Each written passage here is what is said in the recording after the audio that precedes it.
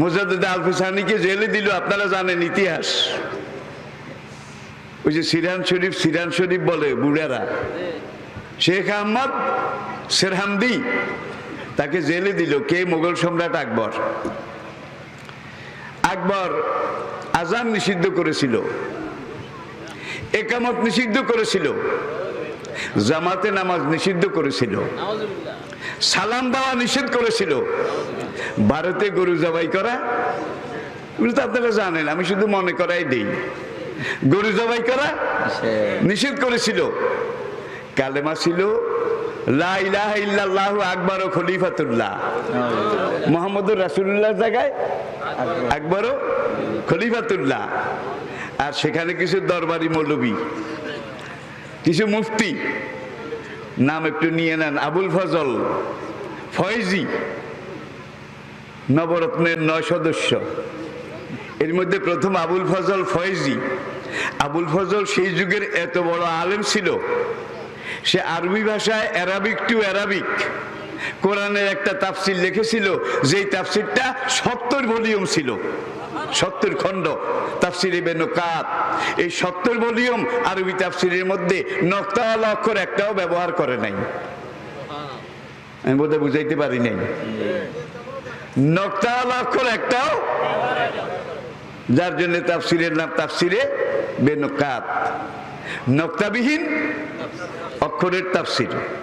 কত বড় বিদ্যার এলেমের সাগর হইলে এটা সম্ভব। তাহলে আলেম হিসেবে কত বড় আসিল। তা আকবর গরু জবাই নিষিদ্ধ করেছে। মুজাদ্দেদ আল-ফিসানি নারায়ে তাকবীর গর্জে উঠলেন যে গরু আল্লাহর মাখলুকের মধ্যে একটা, মুসলমানদেরকে খাওয়ার জন্য আল্লাহ দিয়েছে, প্রয়োজনে তারা জবাই করবে, খাওয়াবে, এটা নিষেধ করার অধিকার কোনো শাসকের নাই। আবুল ফজল কয় আল্লাহ নবী হাদিসে বলেছে, আল্লাহ কোরআনে বলেছেন গরু 33 কোটি দেবতার এক দেবতা। কোরআনে আল্লাহ কইছে গোমাতা, আল্লাহ এটাকে সম্মান করেছে। আর এই গরুরে সম্মান করে আল্লাহ কোরআনের প্রথম সূরাটা গরুর নামে নাজিল করেছে। সেই সূরাটার নাম সূরা আল বাকারা। দি কাউ কি আল বাকারা। যেই গরুকে আল্লাহ নিজে সম্মান করেছে, সেই গরুকে আল্লাহ ছায়া আমাদের বাদশাহ সম্মান করেছে। এটা বাদশার মর্জি মতো নয়, এটা কোরআন অনুযায়ী জায়েজ হয়েছে। এরপরে দরবারে এসে আসসালামু আলাইকুম নিষেধ ছিল, বলা লাগতো আল্লাহু আকবার সালামের জায়গায় আল্লাহু আকবার, আর ওয়ালাইকুম আসসালামের জায়গায় লাগিয়েছিল জাল্লা জালালুহু, জাল্লা জালালুহু। আর আকবর কিন্তু নাম দস্তখত করতে পারতো না। হুমায়ুনের জীবনের এমন সময় আকবরের জন্ম, যেই সময় শেরশাহের সাথে যুদ্ধ করতে করতে দক্ষিণের বনে জঙ্গলে পাহাড়ে, শিক্ষিত ভাইয়েরাও জানেন, ইংরেজি শিক্ষিত ভাইয়েরাও জানেন, এক রাত্রে একখানে পালিয়ে পালিয়ে বেড়াতো। এই পলাতক জীবনে আকবরের জন্ম। সম্রাট হুমায়ুন আকবরের বাবা, ছেলের জন্ম হওয়ার পরে সঙ্গে সঙ্গী যারা আসিল তাদেরকে একটু হাদিয়া হিসাবে একটা খুরমাও দিতে পারে নাই। সঙ্গে একটা হরিণের নাভি ছিল, মৃগ নাভি, কস্তুরী। এই কস্তুরীটা সবাইকে, আমার ছেলে হয়েছে তুই একটু হুঙ্গিসা, এটা হরিণের কস্তুরী, একটা খুরমা খেজুরও খাওয়াইতে পারে নাই। হুমায়ুনের জীবনের সবচাইতে দুর্গতির সময় ছেলে এই আকবর। আর হিন্দু কবিরা এই আকবরের তারিফ করেছে, মুসলিম হিন্দুরে বাঁধি প্রেমের বন্ধনে, প্রতিষ্ঠিত যে ক্ষেত্রে অভিন্ন পরাণে, চেয়েছিল দেখিবারে যেই মহাজন, সেকেন্দ্রা তাহারই অস্থি করেছে ধারণ। কত প্রশংসা, কত তারিফ। শেরে বাংলা একে ফজলুল হক, আপনারা সবাই অন্তত নামে চিনেন, ব্রিটিশ ভারতের বাঘ টাইগার।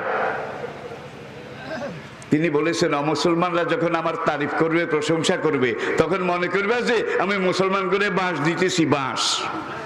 আমি মুসলমানদেরকে বাঁশ না ঢুকাইলে হিন্দুরা আমার প্রশংসা করবে না। আর যদি অমুসলমানরা আমার তারিফ করে, আমার আকাশে উঠায়, তাইলে বুঝতে হবে আমি মুসলমানদেরকে বাঁশ দিতেছি। আর যদি আমাকে খারাপ বলে, গালাগালি করে, আমার মৃত্যু কামনা করে, তাইলে তোমরা মনে করবে যে আমি মুসলমানের কিছু উপকার করতেছি। সাংঘাতিক কথা কিন্তু। এরপরে দেখেন মুজাদ্দেদ আল-ফেসানি রহমতুল্লাহ আলাইহি তার জীবন, বিপ্লবী জীবনটা পড়ে দেখেন। আল-ফেসানি বলেন, আকবর তোমার এই দিনে এলাহি টেলাহি এগুলোর আমি খাতাও কিলাই না, মানিও না। আমার কালেমা হলো লা ইলাহা ইল্লাল্লাহু, আর আকবরের দিনে এলাহির কালেমা ছিল কি? আকবর ও খলিফাতুল্লাহ। এরপরে আসসালামু আলাইকুম, ওয়ালাইকুম সালাম বলা হারাম ছিল। আসসালামু আলাইকুমের জবাবে বলতে হবে জাল্লা জালালুহু। যে সালাম দেবে সে বলে আল্লাহু আকবার, আর এটা তরজমা আল্লাহ করেছে আমি আল্লাহ, আল্লাহু আকবার, আকবর আল্লাহ। আর দিনে এলাহির আবুল ফজল ফয়েজি হাদু আখর মুলুবিরা এটা তর্জমা করেছে, সামনে গিয়ে ওয়ালাইকুম সালামের জায়গায় বাদশাহ হুজুর এখানে জাল্লে জালালুহু লাগান। আকবর বলল কি হবে তাতে? আপনার নাম জালালউদ্দিন মোহাম্মদ আকবর, সুতরাং জাল্লে জালালুহু লাগান। আল্লাহু আকবার, আকবর আল্লাহ, জাল্লা জালালুহু তার সম্মান সবার উপরে। এটা ছিল সালাম আর ওয়ালাইকুম সালাম। মুজাদ্দেদকে মানি না, মানি না। জনগণ মুজাদ্দেদের পক্ষে, মুজাদ্দেদকে অ্যারেস্ট করলো, দিল্লির কারাগারে রাখলো। অবস্থা এমন হলো পুরা ভারতের জনগণ দিল্লির কারাগার ঘেরাও করলো। মুজাদ্দেদের মুক্তি চাই, মুজাদ্দেদের নেতৃত্ব চাই। যখন এইভাবে চাপ শুরু হলো, মুজাদ্দেদ আল-ফেসানি রহমতুল্লাহ আলাইহি তিনি কিন্তু এই গত 1000 বছরের মুজাদ্দেদ ছিলেন, ঠিক কিনা? এখন দিল্লির দুর্গ থেকে তাকে বের করে দক্ষিণ ভারতের গোয়ালিয়র দুর্গে সেখানে নিয়ে বন্দী করা হলো। দিল্লি থেকে মুজাদ্দেদকে দক্ষিণ ভারত গোয়ালিয়র জেলখানায় পাঠিয়ে আবার আবুল ফজল ফয়েজি, বীরবল টোডারমল, মিয়া তানসেন বেতাল ভট্ট, এখন সব দলের আছে, এদেরকে নিয়ে মিটিং এ বসলো মন্ত্রী পরিষদের, উপদেষ্টা পরিষদের মিটিং। কয় মুজাদ্দেদকে অ্যারেস্ট করেছি, দেশ তো গরম গরম, আবুল ফজল কি করলে ভালো হয়? কারণ দিল্লি থেকে তাকে অনেক দূরে, সেখানে নিয়ে যান। নিয়ে যাওয়া হলো। এরপরে আজকের এই উপদেষ্টা পরিষদ নবরত্নের সবাই পাশ হলো যে শেখ আহমদ সেরহামদি মুজাদ্দেদ আল-ফেসানি যেহেতু ন্যায়বান ইনসাফগার সরকারের বিরোধিতা করে, আর এই ন্যায়বান সরকারের বিরোধিতা করা এটা কুফরি, কুফরি। সবাই বলেন নাউজুবিল্লাহ। আকবর বলে তাহলে কি শাস্তি দেওয়া উচিত? কয় দক্ষিণাত্যের জঙ্গল থেকে একটা বাঘ ফাঁদ পেতে ধরতে হবে, গুলি করে নয়। বাঘটার যেন শারীরিক কোনো ক্ষতি না হয়, এইভাবে ধরে এনে বাঘটাকে একটা লোহার খাঁচার ভিতরে ঢুকান। 10 দিন 10 রাত বাঘটাকে কোনো খানা পানি দেওয়া হবে না, উপাস। বাঘটা 10 দিন 10 রাতে যখন উপাস থাকবে, তারপরের দিন পুরা দক্ষিণ ভারতে প্রচার করতে হবে আজকে নাস্তিককে বাঘের সামনে দেওয়া হবে। নাস্তিককে মুজাদ্দেদ আল-ফেসানি নাস্তিক, আর হেতারা বেক আস্তিক।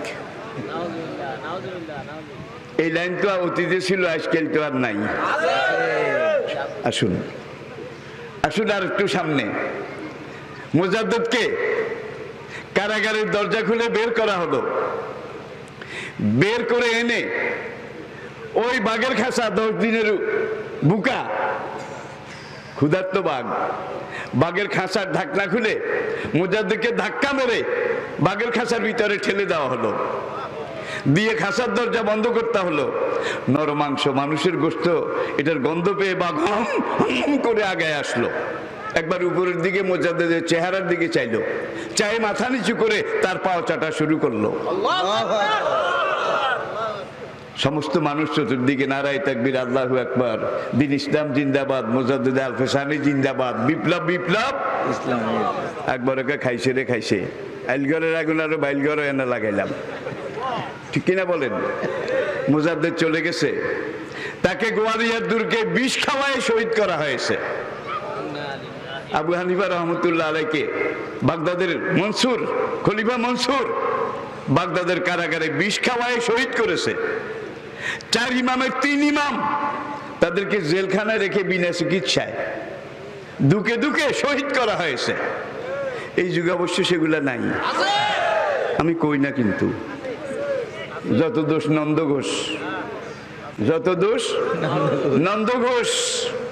আল্লাহ ছাড়া নেই যে মাবুদ সৃষ্টিকুলের মাঝে, চিরজীবী তিনি সবার ধারক যেন তাজে। আল্লাহ ছাড়া নেই যে মাবুদ।